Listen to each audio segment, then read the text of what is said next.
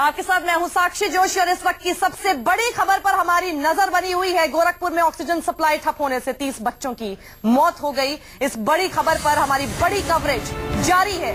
गोरखपुर के डीएम ने भी ये बात मान ली है कि मेडिकल कॉलेज में ऑक्सीजन की सप्लाई ठप हुई।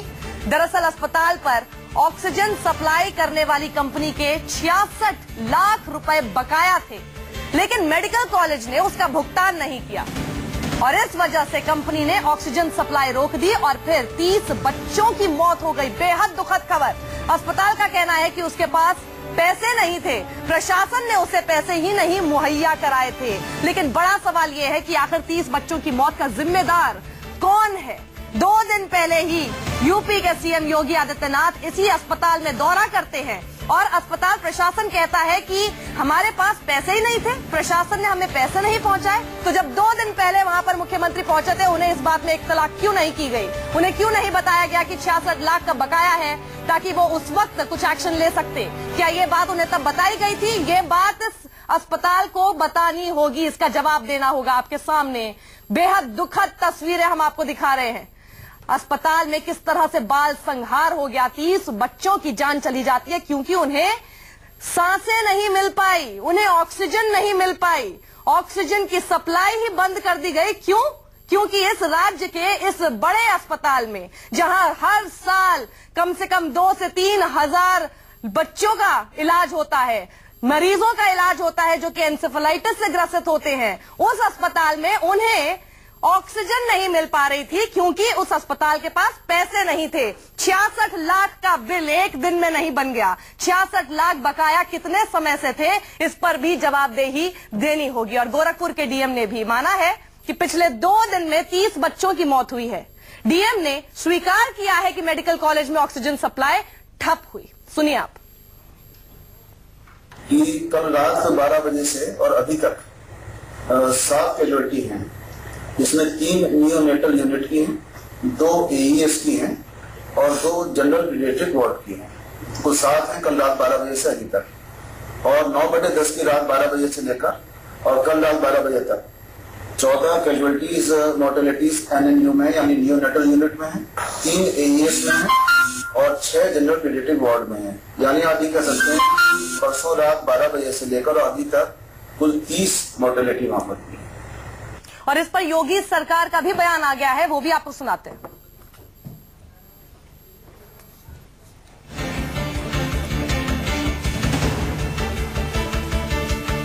तो योगी सरकार यानी यूपी की सरकार का कहना है कि ऑक्सीजन की वजह से कोई मौत नहीं हुई। गोरखपुर में 30 बयान ये दे रही है कि ऑक्सीजन सप्लाई कटने की वजह से किसी की मौत नहीं हुई है। और हम आपको बता दें कि दिमागी बुखार एन्सेफेलाइटिस इस जगह पे काफी सालों से चलता आ रहा है और ऐसे भी आंकड़े हैं कि पिछले 30 साल में 50,000 से ज्यादा मौतें सिर्फ दिमागी बुखार की वजह से हो चुकी हैं। पूरे मामले पर सरकार की नजर है, यूपी सरकार कह रही है, लेकिन ये कह रही है कि ऑक्सीजन सप्लाई कटने की वजह से किसी भी बच्चे की मौत नहीं हुई। ऑक्सीजन की वजह से नहीं हुई मौत, लेकिन ये जरूर मान रही है कि ऑक्सीजन की सप्लाई कम जरूर हुई थी, ऑक्सीजन की सप्लाई काटी जरूर गई थी। लेकिन बड़ा सवाल है यूपी सरकार के सामने, इतनी जल्दी बिना किसी पोस्टमार्टम के सरकार कैसे कह सकती है कि ऑक्सीजन की कमी की वजह से मौत नहीं हुई? ये एक सवाल है जो अभी हम आगे भी लगातार अपनी इस बड़ी कवरेज के साथ ही पूछते रहेंगे यूपी सरकार से। 2 दिन पहले योगी वहां पर दौरा करते हैं और उसके बाद उन्होंने मीडिया से बातचीत में कहा भी था कि हम पूरी कोशिश कर रहे हैं कि हर तरह की सुविधाएं मुहैया कराई जाए। एन्सेफेलाइटिस बहुत बड़ी दिक्कत है, उसके लिए भी हम काफी कोशिशें कर रहे हैं। लेकिन 2 दिन बाद उसी अस्पताल में जहां 2 दिन पहले योगी जो सीएम है वो पहुंचे थे, उसके बाद इतनी बड़ी खबर मिलती है। उन्होंने दौरा किस बात का किया था? दौरा अगर कर रहे थे तो क्या उन तक ये खबर नहीं पहुंचाई गई थी? और अगर उन तक ये खबर पहुंची थी कि 66 लाख का बकाया है तो उन्होंने क्या एक्शन लिया? ये बड़ा सवाल जिसका जवाब जब तक नहीं मिलेगा तब तक ये नहीं पता चल पाएगा कि आखिर किसकी तरफ से ये बड़ी चूक हुई है। क्योंकि अगर सीएम की नॉलेज में ये बात 2 दिन से थी तो फिर 66 लाख का बकाया क्यों नहीं किया गया? और अगर अस्पताल प्रशासन ने सीएम को ये बताया ही नहीं, तो सबसे बड़ी जिम्मेदारी इसमें अस्पताल प्रशासन की सामने आती है। खुद मुख्यमंत्री आपके अस्पताल में चलकर आ रहे हैं, दौरा कर रहे हैं। दौरे का मतलब क्या होता है? दौरे का मतलब होता है कि जब वो दौरा कर रहे हैं उसमें जो भी दिक्कतें हैं उन्हें बताई जाए, उन्हें इत्तला की जाए। और उस दूसरी तरफ मुख्यमंत्री का भी ये काम है कि अगर वो दौरा कर रहे हैं तो वो हर तरह की परेशानियां पता करने की कोशिश करें। दोनों ही तरफ से ये बात अगर सामने आती तो शायद कहीं ना कहीं ये जिक्र 66 लाख के बकाये का जरूर आता। लेकिन आखिरकार क्या ये नरसंहार नहीं है? क्या ये बाल संहार नहीं है? इसीलिए हम इसे बाल संहार कह रहे हैं। ये एक मर्डर है। बच्चों की ऑक्सीजन सप्लाई कट कर दी जाती है। यहां इस देश में सबसे बड़े राज्य में बच्चों को सांसें तक नहीं मुहैया करा सकते हैं हम, क्योंकि हमारे पास पैसा नहीं है। हमारे साथ इस वक्त स्टूडियो में मौजूद है समाजवादी पार्टी के प्रवक्ता राजकुमार भाटी और साथ ही बीजेपी प्रवक्ता अनिला सिंह। अनिला, जिम्मेदारी तो तय करनी होगी, किसकी जिम्मेदारी है ये? नहीं, आप बात बिल्कुल ठीक कह रही हैं, जिम्मेदारी तय करनी होगी। किन शब्दों में मैं बयान करूंगी, जो इतनी दुखद घटना हुई है इसके लिए कोई शब्द ही नहीं है। बिल्कुल। और वाकई में बिल्कुल जिम्मेदारी लेनी पड़ेगी। और परंतु जैसे कहा जा रहा है कि ऑक्सीजन की कमी से ये डेथ्स हुई हैं, वो कारण नहीं है। जो भी कारण है, इंक्वायरी आपको पता ही है कि मजिस्ट्रेट इंक्वायरी बैठा दी गई है, और जो भी इसके घेरे में आएंगे, जिनकी वजह से ये पूरा एक बहुत ही दुखदायी, मैं कहूंगी दुर्घटना कहूं, घटना कहूं, मुझे समझ में नहीं आ रहा है क्या कहूं। अनिला, आप सही कह रही हैं, इंक्वायरी होगी, लेकिन क्या है ना, ये इंक्वायरी जैसा शब्द जब हम सुनते हैं ना, 30 बच्चों की जान वापस नहीं आ सकती। इस देश का सबसे बड़ा राज्य है उत्तर प्रदेश। बड़े बड़े वादों के साथ आपकी सरकार आई थी। आपने क्या किया? 2 दिन पहले वहां पर मुख्यमंत्री जाते हैं, क्या उन्हें उस दौरे के दौरान इतना तक पता नहीं चला कि वहां पर 66 लाख रुपए का बकाया है? और जिसकी सरकार से भी हो सकता है कि बकाया सामने आया हो, वहां के उसके भी नुमाइंदे मेरे साथ बैठे, मैं उनसे भी सवाल करूंगी। अभी पहले आप जवाब दें। जी, मैं दोबारा आपको ये बताना चाहूंगी कि गैस की कमी की वजह से बच्चों की मृत्यु नहीं हुई है। कारण जो रहे हैं वो सारे जितने भी तथ्य हैं सामने आ जाएंगे, इसीलिए इंक्वायरी बैठाई गई है कि सत्य सामने आना चाहिए। बिल्कुल। देखिए, ऐसा है कि आपने भी अभी कहा कि मुख्यमंत्री जी गए थे, उनका गृह जनपद है, वहाँ कॉन्स्टिट्यूएंसी है उनकी, तो गोरखपुर के विषय में उनसे ज्यादा चिंता कौन और कर सकता है। परंतु फिर भी अगर ये बात उनके सामने नहीं आ पाई है कि अगर कुछ परेशानियां उस अस्पताल में थी, तो जिम्मेवारी तो किसी न किसी को उठानी पड़ेगी, जिसकी वजह से आज ये हमें दिन देखना पड़ रहा है। परंतु यहाँ पर मैं कोई राजनीति नहीं खेलना चाहती हूँ, क्योंकि जब मौत होती है तो किसी एक घर में एक चिराग बुझता है। पर हाँ, जो भी इसके लिए जिम्मेवार है वो बख्शे नहीं जाएंगे। बिल्कुल। राजकुमार जी, मैं आपके पास आऊंगी, लेकिन इस बीच हमारे साथ गोरखपुर से हमारे संवाददाता अजीत भी हैं। अजीत, हम ये समझना चाहते हैं कि 66 लाख रुपए का बकाया आखिर कितने समय से था? आए दिन पेपरों में छप रहा था गैस खत्म होने वाले हैं, 2 दिन का है, 3 दिन का गैस खत्म हो रहा है, लेकिन प्रशासन अभी तक जगा नहीं कि इतने दिन से पेपरों में, हर पेपरों में खबरें छप रही थी कि अरे गैस खत्म होना है, 2 दिन का गैस है, 3 दिन का गैस है, लेकिन अभी भी प्रशासन ने। मेरी बात राजीव जो प्रिंसिपल है यहाँ के, उनसे बात रहे, उन्होंने मोबाइल स्विच ऑफ करके बंद किया, लेकिन कोई भी बोलने को मौजूद नहीं है यहाँ। कोई भी इस बारे में नहीं बोल पा रहा है कि कोई जिम्मेदारी अपनी ले रहा है कि मेरी गलती तो हुआ है, किसकी गलती थी। ठीक है अजीत, कितने समय से आप ये देख रहे हैं कि अखबारों में रोज ये खबर छप रही थी, और अगर अखबारों में ये खबर छप रही थी तो यानी सरकार को भी इस बारे में पता था? पिछले 4 दिनों से हर अखबारों की मुख्य हेडिंग रही, गोरखपुर बीआरडी मेडिकल कॉलेज में गैस के पैसे बकाया होने के कारण गैस आपूर्ति बंद होने वाली है, जिससे प्रशासन जागे, लेकिन अभी तक कोई नहीं। रात 11:30 बजे गैस की आपूर्ति में, जिसमें 10 मिनट के अंतराल में ये मौतें हुई। 4 दिन से आप कह रहे हैं कि खबरें छप रही थी, क्या ये 4 दिन से जो खबरें छप रही थी यही एक जो है ड्राइविंग फोर्स थी कि योगी ने सोचा कि इस ही अस्पताल में जाकर मुझे मुआयना करना चाहिए, दौरा करना चाहिए? क्या इन खबरों के आधार पर ही वो गए? जी, बिल्कुल आपने सही कहा। यानी सीएम को ये बात पता थी कि वहां पर ऑक्सीजन सप्लाई की कमी हो रही है? जी। तो जब दौरे के दौरान आप वहां पर मौजूद रहे होंगे अजीत, क्या ये अस्पताल के प्रशासन से बात मुख्यमंत्री की हुई उस वक्त? आते ही उन्होंने मुख्यमंत्री सचेत किया, सुधर जाओ न तो उचित कार्रवाई होगी। उन्होंने ये बात कही थी जी। उसके बावजूद उन्होंने ये काट दिया। एक और बात बस मैं आपसे एक बार समझना चाहती हूँ, ये 66 लाख रुपए का जो बकाया था, ये आज का तो होगा नहीं या पिछले एक हफ्ते का तो होगा नहीं, कितने समय से चलता आ रहा है, ताकि हम ये भी देख सके कि क्या इसमें पिछली सरकार की भी भागीदारी थी।